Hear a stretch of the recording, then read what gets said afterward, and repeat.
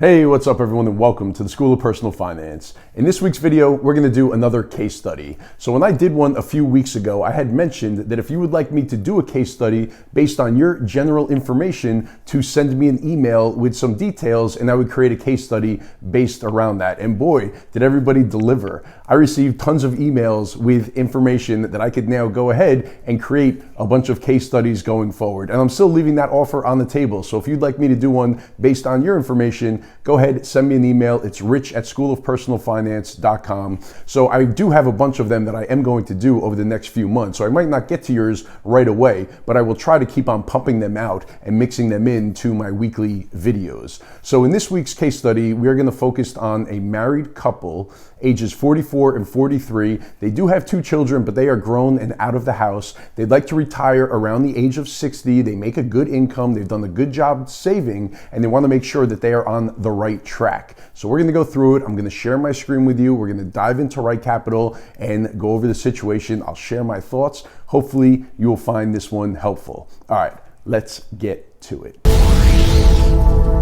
All right, so real quick before we get started, head over to schoolofpersonalfinance.com, get on my email list, download the free PDF, check out the one-on-one power sessions that I'm offering now, and also check out the Education Center. I would love for you to come join me over there. All right, so I am going to share my screen with you and we're going to dive right into Right Capital. All right, so here we go. All right, just to throw my disclosure in here, I'm not giving any personal financial advice throughout this video. This is just for educational purposes only. All right, so for this case study, we have Houston. Now, Houston is 44 years old. His wife is 43 years old. They have 2 children, ages 26 and 23, who are no longer their financial responsibilities. So they are out of the house and on their own. All right, so the first thing that we're going to go over to is we'll talk about goals a little bit. So Houston wants to retire at age 60. His wife wants to retire at age 55. In retirement, I didn't have this information. I'm just kind of going with it. $4,000 in monthly expenses in retirement. So that would be on top of any mortgage that they would have as well. So this is just for living expenses that we're not going to be accounting for in other places in the software. And I'll show you where all that kind of ties in. And then annual healthcare costs, this is just the national average. And we threw a $4,000 annual vacation goal in there as well. So now as far as income goes, Houston makes $130,000 a year. His wife is making $60 grand a year. And then they'll have Social Security later on in life. Savings, so their annual savings, Houston is doing 18% into his 401k, and he gets a 3% match on that as well. And now he's also maxing out his Roth IRA each year. And his wife is also maxing out her Roth IRA every year. They have an HSA that they are currently contributing to and maxing out each year. So for 2022, the maximum amount is, I believe it is $7,300 that you could contribute to an HSA as a family. And then Houston's wife is also contributing to a Roth 401k, 11% of her salary going in there. So now let's quickly go over and look at their current situation, their current net worth. All right, so now for this bank information, he didn't send this to me, so I'm just making some assumptions here. $25,000 in the bank between emergency fund and checking account. I mean, I think that I just threw that in there as what I believe would be a nice, happy amount to have an emergency fund there based on all of their data. Then they have no credit card debt.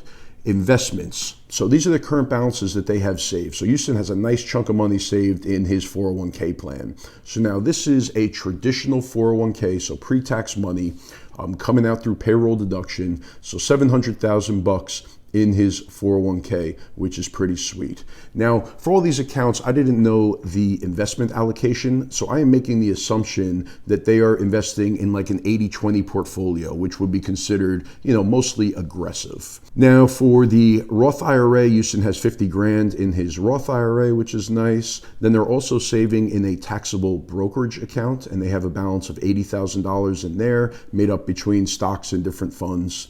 Then their HSA account, they currently have $5,000 in there.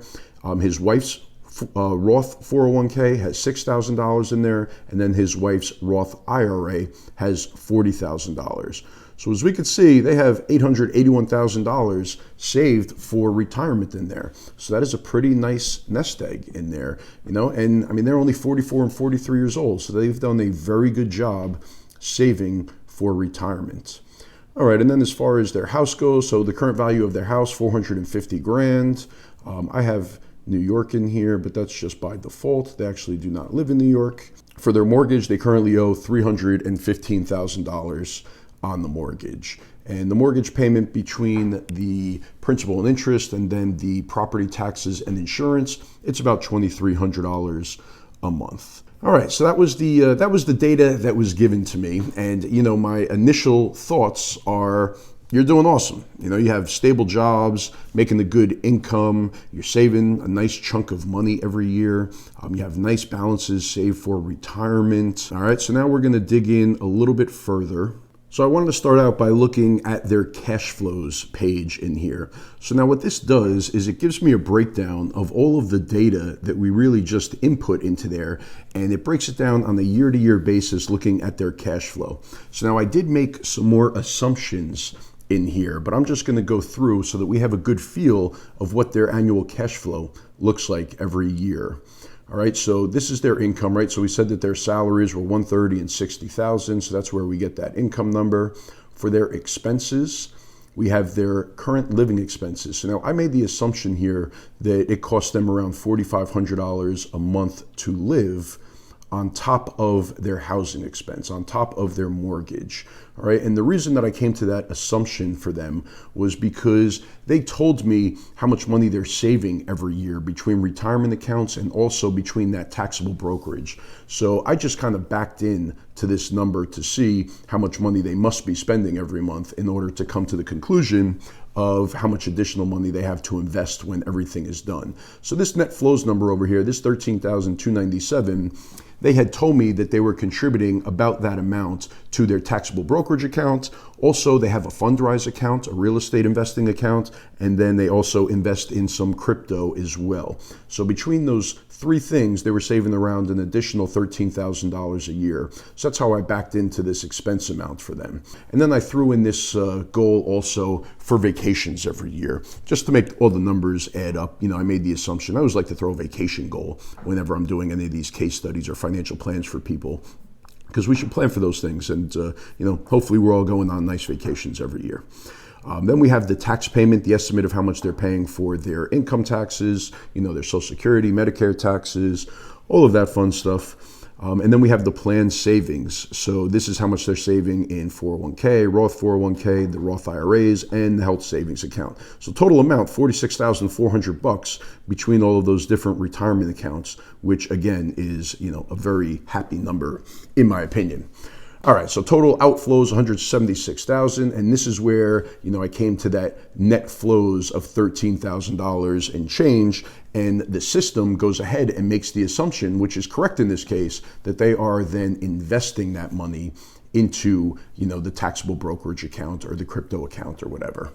All right, so now both of them want to retire at pretty young ages. So the wife wants to retire at age 55 and Houston wants to retire at age 60. So traditionally, those are below the average retirement age. But in my opinion, so far, they've put themselves in a pretty solid position to be able to do that. Obviously, there's going to be a lot of variables and a lot of things that need to happen in order for those numbers to work. But so far, I think they're looking pretty good for that. And we'll go and we'll look at, the probability of success in a minute. But I just wanted to scroll through these cash flows for the year. So as we could see, we're keeping pretty steady here, right? So they should just be able to continue doing what they're doing and plowing this additional money into the taxable brokerage account while also, basically maxing out these retirement plans. So now if we jump to when the wife retires, so this is at her age 55, we could see we have a decrease in income, right? And now all these numbers throughout the years, they're being inflated by 3%. So salary, we're assuming raises, cost of living, we're assuming that cost of living goes up each and every year.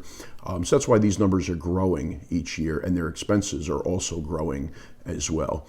So salary goes down when wife retires, and we could see that now we are in a negative cash flow situation. So a couple of things right here, right? We could just decide to save less in retirement accounts, right? Houston might dial it down a little bit to make up for that. HSA accounts are such a great vehicle to save. And I made a video all about HSA accounts. I'll link to it down below so that you could check that one out. But I'm a huge fan of HSAs. So if they're saving and investing in their HSA every year leading up into this point, then that might be an account that they could start taking distributions from at age 55 if they wanted to cover the costs from this. And they could save all of their medical receipts and expenses throughout the years and then reimburse themselves when she turns 55. So that is one way they can make up for this shortfall in cash flow. But there are other things as well. If they wanted to take distributions from Roth IRAs, they'd be able to do that as long as they're taking out their cost basis. There are ways that they could make up for this.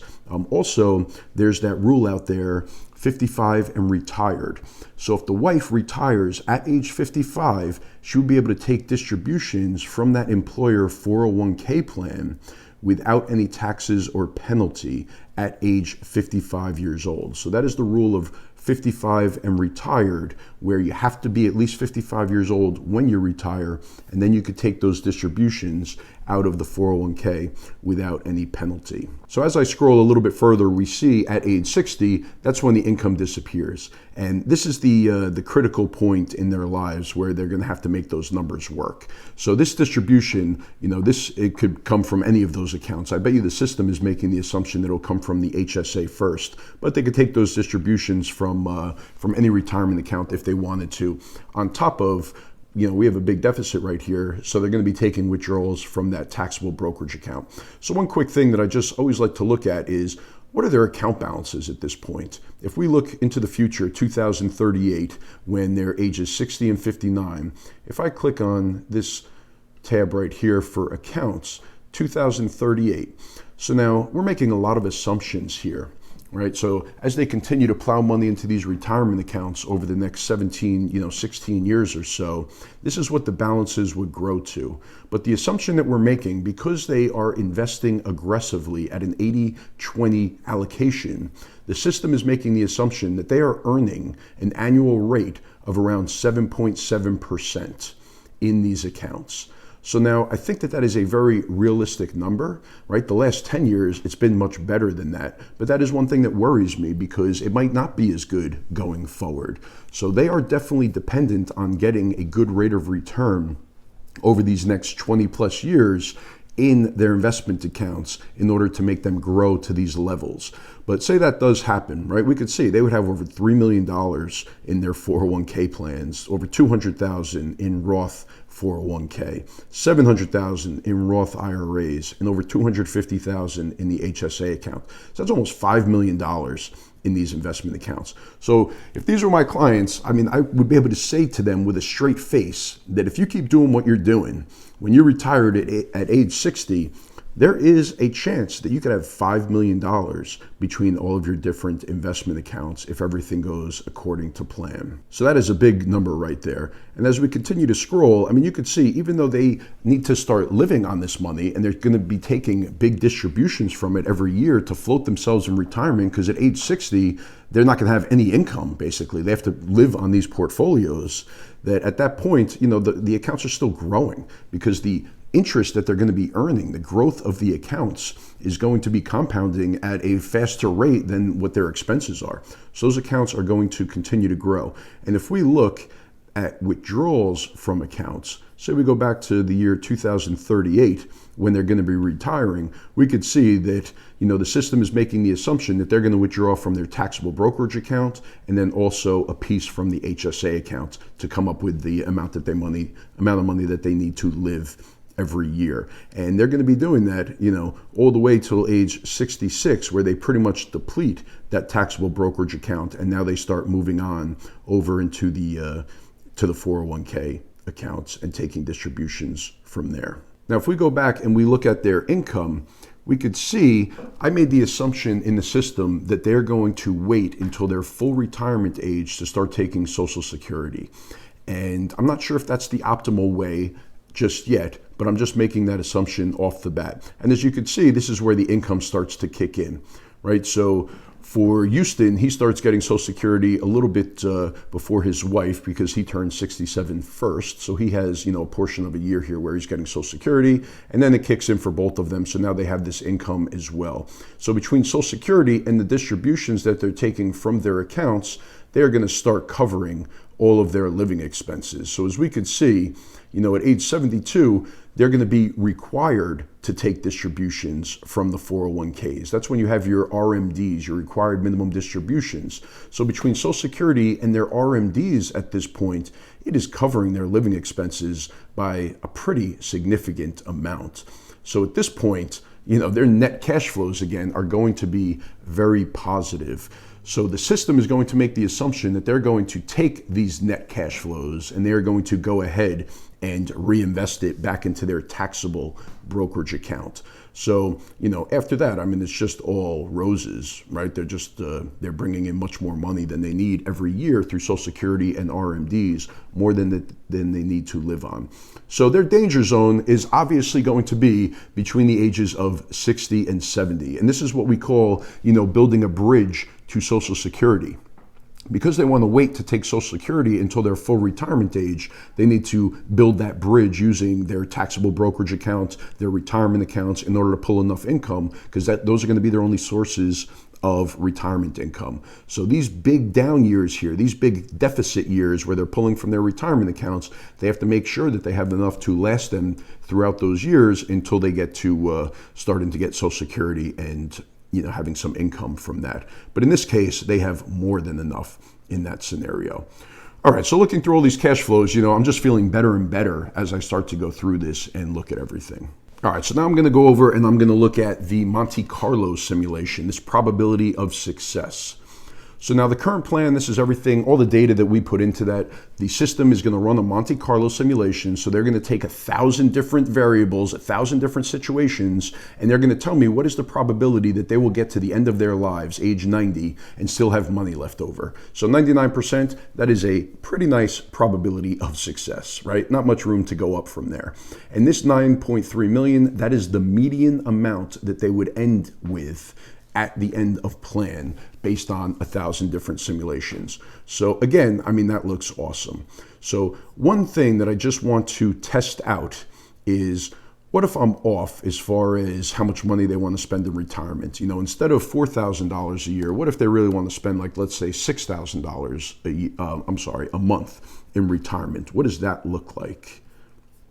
So if I change that, hit the refresh button, we're still at an 86% probability of success, right? So in that scenario, I still feel pretty good about it, right? Maybe what I would say to them is we got to see how it goes with the market, see what happens. But worst case scenario, if we get Houston to go another 2 years at work, I have a feeling that that's going to help it out a lot. Yeah, so it jumps it back up to 93%, with a 7.4 million ending amount. So that, again, makes me feel, pretty confident in all this. And another thing that's worth pointing out, we're making the assumption that their investment portfolio is going to go on a glide path. So what that means is that it's not always going to be invested aggressively. As they get older, as they get closer to retirement, and then in retirement, they're going to slowly get more conservative, which will result in a lower rate of return. So we're making the assumption that they are going to have a lower rate of return as life goes on, that they're not always going to be getting that 7.7 rate of return that we're using for the initial assumption. So in retirement, their rate of return might only be 6%. And as they get older, it could go down, to 5.4 in that range. So it will slowly go down as they get older and as their investment allocation gets more conservative. All right, so now what I want to do is go over to this stress test. So now what this does is we could stress test different scenarios that could happen throughout their lifetimes, right? So the big one for me that I want to take a look at is that asset returns will be lower. So again, we're making that assumption of around the 7.7% rate of return and then going down throughout their lifespan. But let's just say that throughout the whole thing, their asset returns, their investment returns will be 3% less than what we're assuming. All right, so that means that we're assuming like a 4.7% rate of return, and then that continues to go down throughout retirement. So if I hit refresh right here, if we have this asset return of 3% less than what we're assuming, then that brings their probability of success down to 65%. So that could be a risk, right? If the markets don't cooperate, if we go into an extended period of a lower rate of return environment, that could be a risk to their retirement plan. And then what they might be forced to do in that situation is work a little bit longer, spend a little bit less, or maybe a combination of those things, And one thing that we're not accounting for in here at all is something that a lot of people do when they retire. Maybe they're going to move, maybe they're going to downsize, maybe they're going to, sell their house and buy another house for cash where it might be a lower cost of living. So we don't know what the deal will be with that situation, but we're just making the assumption that will all stay as is and they'll eventually be done with this mortgage. But we said a 30-year mortgage, and I think that I put in there that they just took it out a couple years ago. So we're making the assumption that they're going to have this mortgage into their low 70s in this example. So that might not be the case, which would again reduce their living expenses, year by year, especially during that 10-year window that I'm worried about between ages 60 and 70. So that is the risk for them, is that assets will be lower, right? Another one could be that inflation is going to be higher. We've had historically low inflation over the last decade, and we're on the upswing. So that is a variable in my opinion. So let's say that inflation is going to be 2% higher. Now, if I do a combination of those things, that's going to blow this thing up, right? So the combination of asset returns lower by 3% and inflation higher by 2%, then we only have a 17.6% probability of success. So that would really be a bad scenario. All right, so one more that I'll test out. I'm going to bring these back to zero. Let's say that equity markets drop at retirement by 30%. All right, so right when they retire, we have a very bad stock market year and the markets drop by 30%. So now people lived through this back in 2009, right? If you retired in the middle of 2008, then you got hit with a brick in the face right out of the gates. So the best thing to do is not withdraw any of your retirement money for a couple of years. But if you were depending on that, then you were pretty much out of luck and you were forced to do that. So worst case scenario, you retire, markets drop by 30%, and what will that do to the probability of success here? And we could see that it does not really have that big of an impact for them just because they've saved so much up until that point. So it goes down to a 96% probability of success. So overall, I'm feeling pretty good about all of this. One other thing I always like to look at is what is their savings rate. All right, so now they have a total income right now of $190,000. Their annual savings between their taxable account and this and all their different retirement accounts and their HSA, they are saving at 33.5% of their income, which is very solid. All right, everyone, that is it for this one. I hope that you found that helpful. Remember, if you would like me to use your general information to create a case study, send me an email. It's rich@schoolofpersonalfinance.com. Make sure to check out my education center. I would love for you to join me over there. Make sure to hit that like button if you enjoyed this video. Subscribe to the channel if you are not subscribed already, and I will see you again in the next video. Thanks a lot.